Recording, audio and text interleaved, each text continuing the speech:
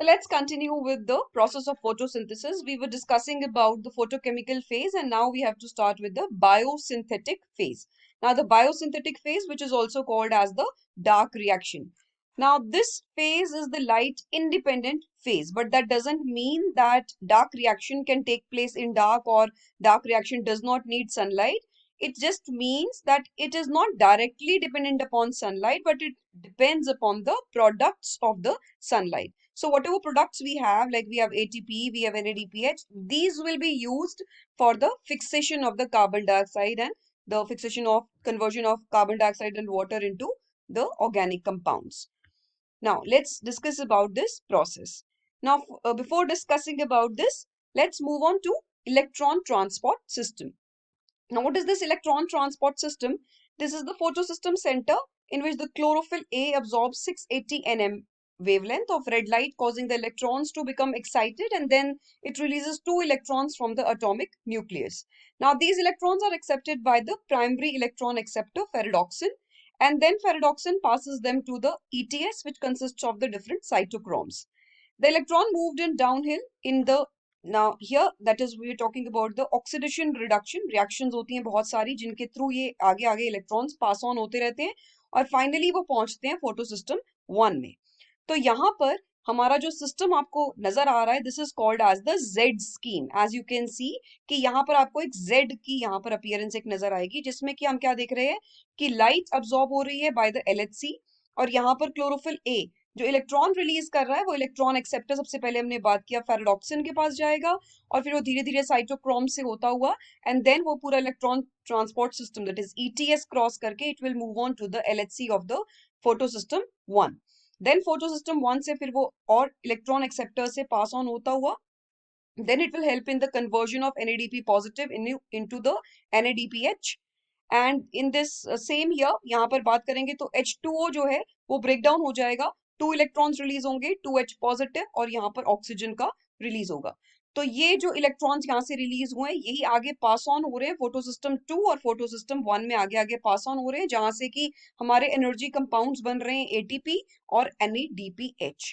तो ये स्कीम को हम बोलते हैं जेड स्कीम, जिसमें दोनों फोटोसिस्टम्स इन्वॉल्व है, फोटोसिस्टम 2 एंड फोटोसिस्टम 1. ये बहुत इंपॉर्टेंट क्वेश्चन है एक हमारा, जिसमें हम डिस्कस करते हैं कि what is the difference between the Z scheme. तो ये हमारा एक बहुत इंपॉर्टेंट क्वेश्चन बनता है. तो इसके बाद हमारे पास नेक्स्ट स्कीम भी आएगी जिसके बारे में हम डिस्कस करेंगे. The electrons are not used up, यहाँ पर इलेक्ट्रॉन यूज अप नहीं होते हैं, वो पास ऑन होते जा रहे हैं और pass on to the pigments of the photosystem 1. Photosystem 1 भी जब एक्साइट होगा तो वो वेवलेंथ 700 nm की अब्सॉर्ब करेगा और एक और एक्सेप्टर मॉलिक्यूल को पास ऑन कर देगा जिसका कि ज्यादा रिडॉक्स पोटेंशियल होगा. Electron hole created in the PS1 is filled up by the electron from the PS2. अब ये जो इलेक्ट्रॉन फ्रॉम PS1 है ये आगे डाउनहिल पास ऑन होता रहेगा और ये रिड्यूस करेगा NADP को NADPH और H पॉजिटिव में.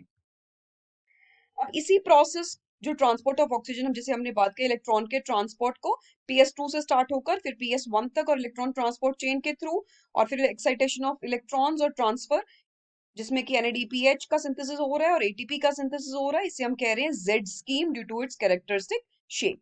This shape is formed when all the carriers are placed in a sequence on a redox potential scale. Now, splitting of water की हमने बात किया जिसे हम कहते हैं photolysis. Photo means again light and lysis means breakdown. तो यहाँ पर water का breakdown हो रहा है जो कि associate होता है with the PS2. PS2 जो है इलेक्ट्रॉन्स को लूज करता रहता है कंटिन्यूअसली और फिल अप करता रहता है electrons due to the photolysis of water.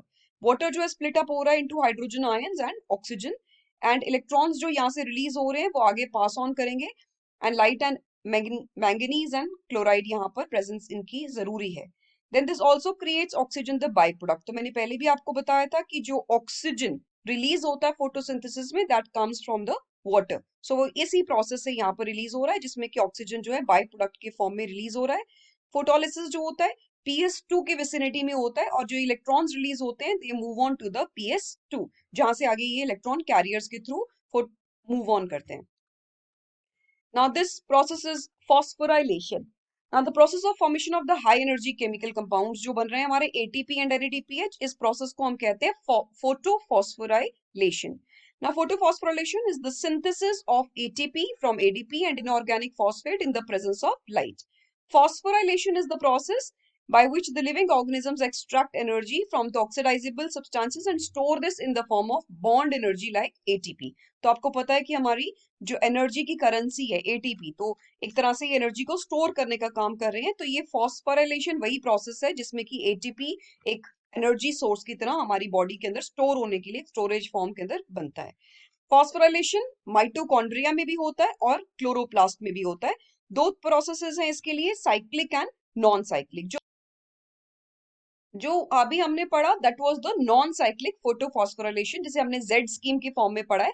तो इसके अंदर दो फोटो सिस्टम्स काम करते हैं, PS2 एंड PS1, और यहाँ पर दोनों कनेक्टेड होते हैं एक इलेक्ट्रॉन ट्रांसपोर्ट चेन के थ्रू। तो एटीपी और NADPH प्लस H पॉजिटिव का यहाँ सिंथेसिस होता है, और PS1 जो है और PS2 ये मिलते हैं लैमेले ऑफ द ग्रेना, इसीलिए ये प्रोसेस यही होती है ग्रेना के अंदर।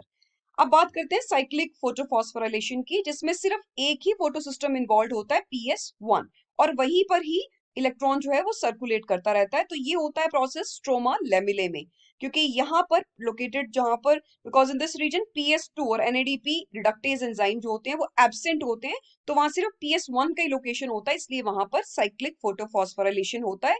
तो इसलिए उस प्रोसेस में सिर्फ ATP का सिंथेसिस होता है, NADPH का सिंथेसिस नहीं होता। So this is a very important question, जिसमें हम पूछ लेते हैं कि क्या डिफरेंस है साइक्लिक नॉन साइक्लिक फोटोफॉस्फोराइलेशन में, या जेड स्कीम कैसे डिफर करती है दूसरी स्कीम से। सो ये जो एक आपका क्वेश्चन बनता है बहुत ही इंपॉर्टेंट क्वेश्चन बनता है।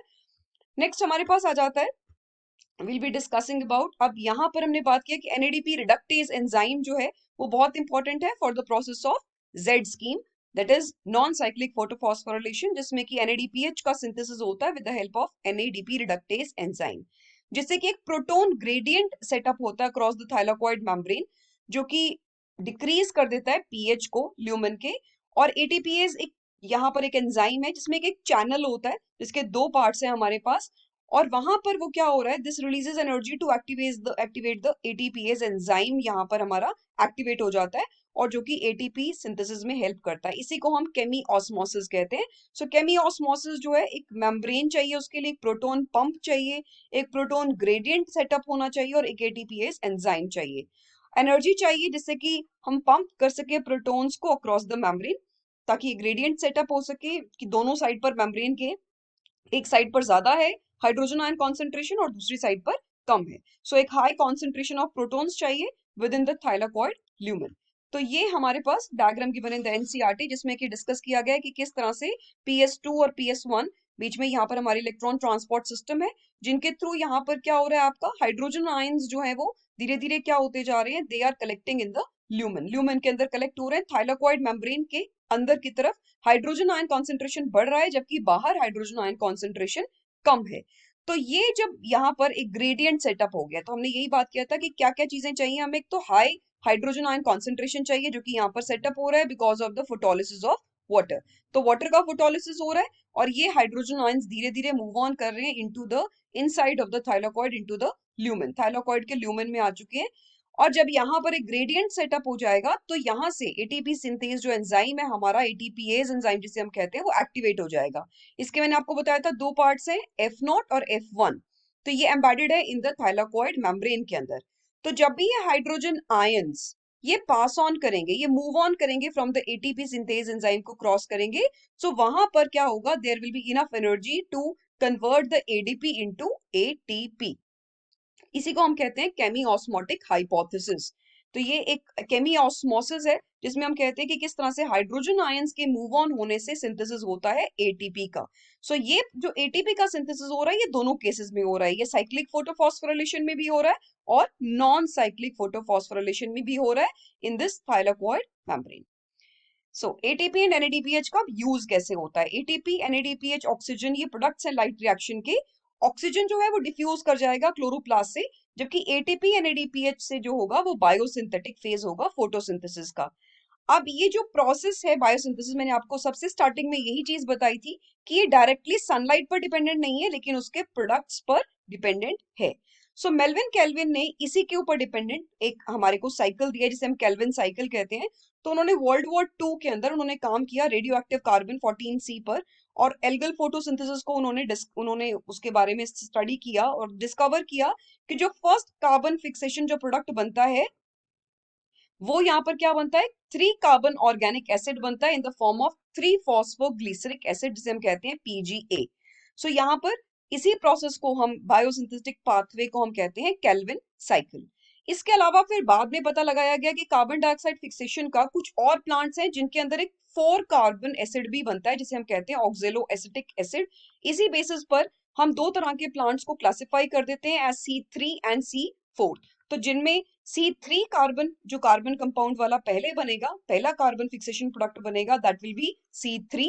और जिनमें पहला फिक्सेशन प्रोडक्ट C4 बनेगा, 4 कार्बन कंपाउंड बनेगा, उनको हम बोलेंगे C4 प्लांट्स।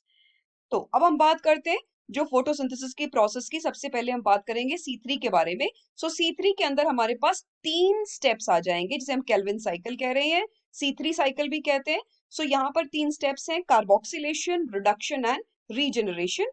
यहाँ पर जो हमारा प्राइमरी एक्सेप्टर मॉलिक्यूल है वो क्या है, 5 carbon कीटोज sugar, that is ribulose bis phosphate, RUBP। तो ये RUBP यहाँ पर हमारा सबसे प्राइमरी एक्सेप्टर है।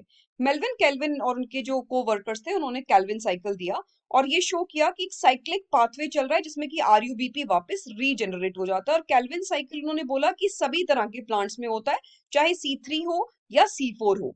तो इसका पहला स्टेप जो रहता है वो होता है कार्बोक्सिलेशन। कार्बोक्सिलेशन में फिक्सेशन हो रहा है कार्बन डाइऑक्साइड का into a stable organic intermediate, where carbon dioxide is utilised for the carboxylation of RUBP। अब यहाँ पर जो रिएक्शन है वो कैटेलाइज होता है एंजाइम RUBP कार्बोक्सिलेज से, जिससे कि रिजल्ट बनता है एक फॉर्मेशन, यहाँ पर 2 मॉलिक्यूल्स ऑफ 3 PGA बनते हैं, दिस फॉस्फोग्लिसरिक एसिड यहाँ पर बन रहा है। अब ये जो एंजाइम है इसकी ऑक्सीजनेशन एक्टिविटी भी है, जिसके बारे में हम डिस्कस करेंगे। सो ये जो एंजाइम है ये दोनों काम कर सकता है, कार्बोक्सिलेशन का भी और ऑक्सीजनेशन का भी। इसीलिए इस एंजाइम को हम कह रहे हैं रुबिस्को। रुबिस्को का मतलब क्या हो गया, RUBP, that is ribulose bisphosphate, साथ ही साथ कार्बोक्सिलेज एंड ऑक्सीजनेज, क्योंकि ये दोनों ही काम कर सकता है, ऑक्सीजनेशन का भी और कार्बोक्सिलेशन का भी। अब नेक्स्ट स्टेप आ जाता है यहाँ पर रिडक्शन का। रिडक्शन क्या है, जिसमें एक सीरीज ऑफ रिएक्शंस है, जिसमें कि ग्लूकोज का फॉर्मेशन होता है, जिसमें कि 2 मॉलिक्यूल्स ऑफ ATP यहाँ पर यूटिलाइज होते हैं फॉस्फोराइलेशन के प्रोसेस के लिए, और यहाँ पर NADPH यूटिलाइज हो रहे हैं for the reduction of the carbon dioxide molecule fixed. एक कार्बन डाइऑक्साइड के लिए 2 ATP और साथ ही साथ 2 NADPH का यूज हो रहा है फिक्सेशन के लिए। फिक्सेशन जो है 6 मॉलिक्यूल्स ऑफ कार्बन डाइऑक्साइड की जैसे हम प्रोसेस पढ़ते हैं, तो 6 turns of cycles are required, तो उसके लिए 6 टर्न्स लगेंगे हमारे पास 1 मॉलिक्यूल ऑफ ग्लूकोज जिसमें फॉर्म होगा।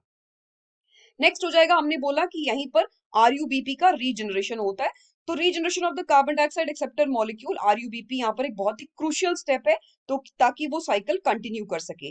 तो ये नेक्स्ट थर्ड स्टेप हमारा क्या जाएगा यहाँ पर, रीजनरेशन। रीजनरेशन के लिए हमें एक ATP चाहिए और for phosphorylation to form the RUBP। For every carbon dioxide molecule entering the Calvin cycle 3 molecule, तो टोटल हम कह सकते हैं कि अगर एक कार्बन डाइऑक्साइड मॉलिक्यूल का फिक्सेशन हो रहा है केल्विन साइकिल के थ्रू, तो उसके लिए 3 ATP और 2 NADPH का रिक्वायरमेंट रहता है। So this is what is given in the text book NCERT में आपके पास, जिसमें हम बात कर रहे हैं कि प्राइमरी एक्सेप्टर है हमारे पास राइबुलोज 1,5 बिसफॉस्फेट, जो कि प्राइमरी एक्सेप्टर का काम कर रहा है, और फिर वो कार्बन डाइऑक्साइड के साथ कंबाइन करेगा, जिस प्रोसेस को हम कहेंगे कार्बोक्सिलेशन, जो कि हमने पढ़ा। रुबिस्को एंजाइम चाहिए इसके लिए, और रुबिस्को एंजाइम से यहाँ पर जनरेट होंगे 2 मॉलिक्यूल्स ऑफ द 3 फॉस्फोग्लिसरेट। यहाँ पर जब ये 3 फॉस्फोग्लिसरेट के 2 यहाँ पर रिलीज होंगे, तो यहाँ से ये कन्वर्ट हो जाएंगे into triose phosphate. Triose phosphate आगे फर्दर बना देगा सुक्रोज, और then it can be stored in the form of starch और सुक्रोज। और इसी प्रोसेस में, स्टेप में, हमारे पास कन्वर्जन होगा ATP इंटू ADP, तो ये जो एनर्जी रिलीज होगी, और यहाँ पर NADPH कन्वर्ट हो जाएगा NADP में, तो ये जो एनर्जी रिलीज हो रही है वो आ रही है हमारी ये सिंथेसिस के अंदर, हेल्प कर रही है, बायोसिंथेटिक फेज में हेल्प कर रही है। और यहाँ से रिलीज हो जाएगा वापस आपका रीजनरेशन स्टार्ट हो जाएगा, ATP दोबारा एक और मॉलिक्यूल, जैसे हमने बोला ATP से ADP का कन्वर्जन होगा, और वहां से जो एनर्जी यहाँ पर आपके पास रिलीज होगी, that will help in the regeneration of the ribulose 1,5 bisphosphate, जो वापस इसी केल्विन साइकिल में एंटर कर जाएगा as the primary acceptor, primary carbon dioxide acceptor. Next we'll be studying about the C4 pathway in the next video.